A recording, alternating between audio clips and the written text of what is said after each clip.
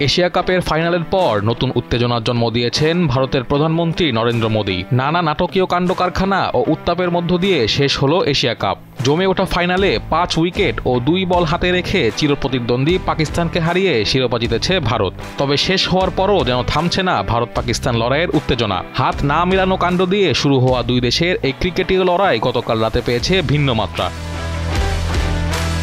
Asian cricket council ও Pakistan cricket বোর্ডের প্রধান মহসিন নাকভির হাত থেকে ট্রফি নিতে অস্বীকৃতি জানায় টিম ইন্ডিয়া।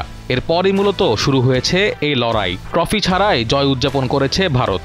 এর মধ্যে এশিয়া কাপের ফাইনালের পর নতুন উত্তেজনার জন্ম দিয়েছেন ভারতের প্রধানমন্ত্রী নরেন্দ্র মোদীও। এশিয়া কাপ জয়কে গত মে মাসে পাকিস্তানের বিরুদ্ধে ভারতের চালানো অপারেশন সিঁদুরের সঙ্গে তুলনা করেছেন তিনি। নিজের এক্স পোস্টে মোদী লেখেন, এটা খেলার মাঠের অপারেশন সিঁদুর, কিন্তু ফলাফল একই, ভারতই জয়ী হয়েছে। আমাদের ক্রিকেটারদের অভিনন্দন।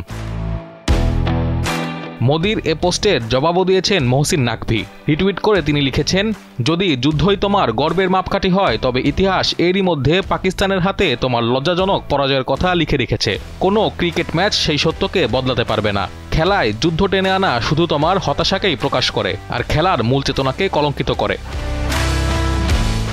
গত এপ্রিলে ভারত নিয়ন্ত্রিত কাশ্মীরের পেহেলগামে বন্দুকধারীদের হামলার পর মে মাসে পাকিস্তানে হামলা চালায় ভারত। পাল্টা হামলা শুরু হলে টানা 4 দিন সামরিক সংঘাতে জড়িয়ে পড়ে দুই দেশ। যুক্তরাষ্ট্রের প্রেসিডেন্ট ডোনাল্ড ট্রাম্পের মধ্যস্থতায় হামলা বন্ধ করে দেশ দুটি। এরপর থেকে দুই দেশই যুদ্ধে নিজেদের বিজয় দাবি করে আসছে, যা এখন গড়িয়েছে খেলার মাঠেও। নাঈম হামিদ, দীপ্ত সংবাদ।